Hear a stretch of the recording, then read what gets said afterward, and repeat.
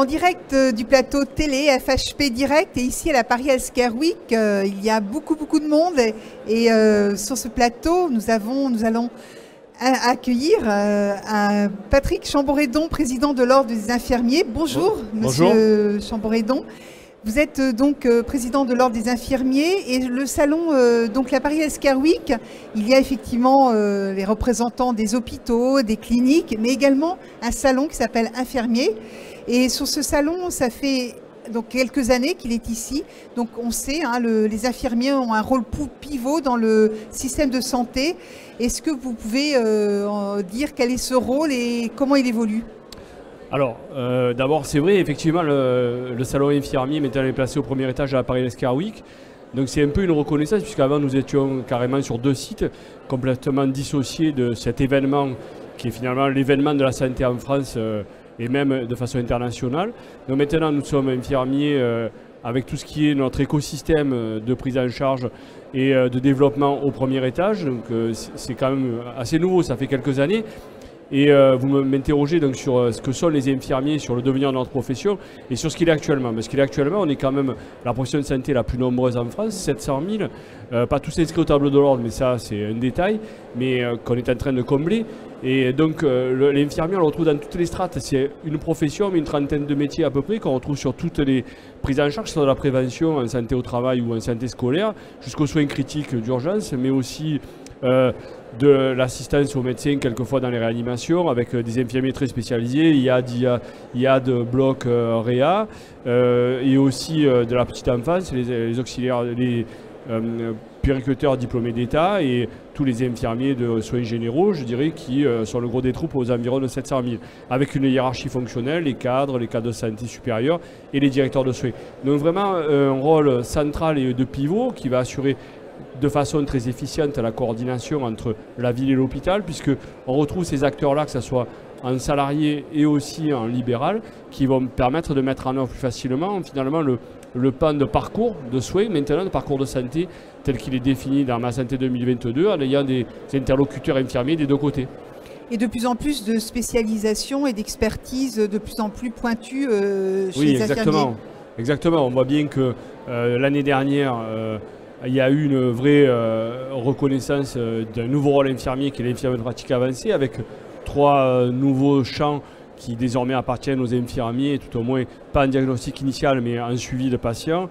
La cancéro, qui était déjà dans le plan cancer de Mme Buzyn lorsqu'elle était à l'INCa, mais aussi la néphrologie, transplantation, greffe et aussi adapté à ça les pathologies chroniques stabilisées. Et là, cette année, la semaine dernière a été présentée au Conseil des professions paramédicales les infirmiers de pratique avancée en psychiatrie et santé mentale, qui sont une avancée, et tout ça, une reconnaissance finalement de l'expertise infirmière, de sa capacité à évoluer et à être plus efficace face aux besoins de santé qui se développent, qui explosent et qui ont besoin d'une réponse. Et on voit bien que la démographie médicale est en baisse constante. Sur les 10 prochaines années, on va avoir une diminution considérable, et donc les infirmiers sont vraiment un personnel de recours très important et très efficace auprès des patients et des nouveaux besoins de santé exprimés. Justement, les infirmiers, pour jouer ce rôle en ville et à l'hôpital, hein, les deux, utilisent de plus en plus d'outils numériques. Ces outils numériques, effectivement, d'avoir une rupture dans le parcours de soins. Oui. Comment ça se passe concrètement ? Alors déjà, les infirmiers, comme les pharmaciens, sont des opérateurs par la CNAM de développement, d'ouverture de DMP. Donc on voit bien que les infirmiers sont très investis, sont des acteurs identifiés par la CNAM pour ce sujet-là, d'ouverture de DMP. Au-delà de ça, c'est un outil fabuleux qui, pour l'infirmier, permet d'avoir son dossier de soins infirmiers à l'intérieur, qui est abrité donc, dans ce DMP et qui permet une facilité dans la prise en charge et dans les diagnostics infirmiers de savoir qu'est-ce qui a été fait, qu'est-ce qui est tracé et quels sont les besoins de santé qui ont été décelés par un professionnel pour assurer la continuité de la prise en charge et la continuité dans le bon esprit de ce qui a été défini au départ d'une continuité des soins. Et avec l'utilisation d'outils numériques. Alors les outils numériques, c'est balbutiant chez nous, mais bien entendu nous avons les capteurs de glycémie par exemple qui sont de plus en plus développés sans avoir à piquer le doigt, avec une adaptation de posologie. Ça, les infirmiers s'en sont emparés immédiatement, puisque ça permet d'être moins automatique sur le doigt, d'être plus simple et plus facile et moins fastidieux pour l'usager. tous les usages sont en train de se développer.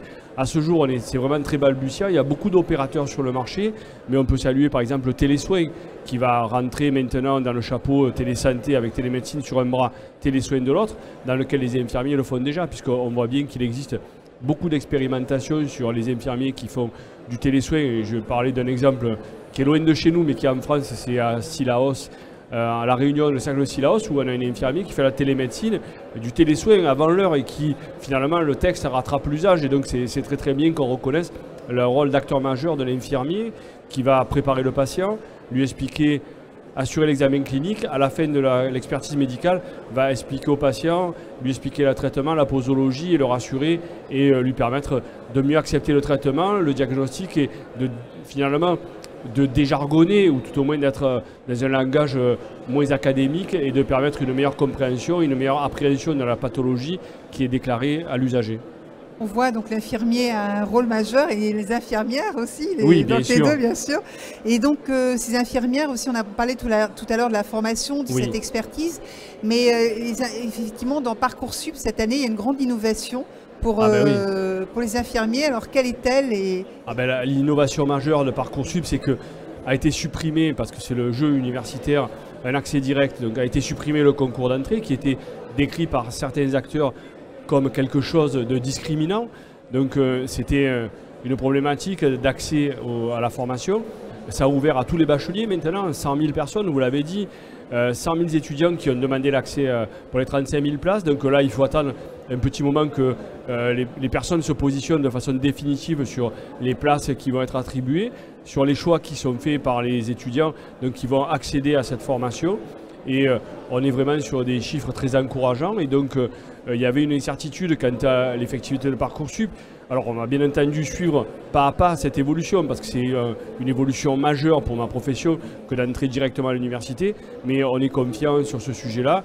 Et le succès d'estime qui a été signifié par les 100 000 personnes qui ont demandé à devenir infirmiers, c'est quand même quelque chose de considérable. C'est la première fois qu'on a des chiffres consolidés nationalement, puisqu'apparemment c'était assez épars, 330 ici en France. Donc voilà, un vrai sujet.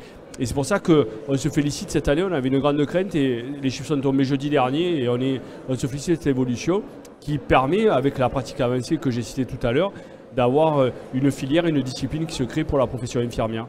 Donc un devenir, je dirais, radieux pour mon métier, pour ma profession. Eh bien, on va s'arrêter sur cette avenue radieux. Merci. Voilà. Merci Patrick Chamboredon, donc président de l'Ordre des infirmiers. Et merci à vous tous. Et merci de m'avoir invité. Au revoir. Au revoir, bonne journée.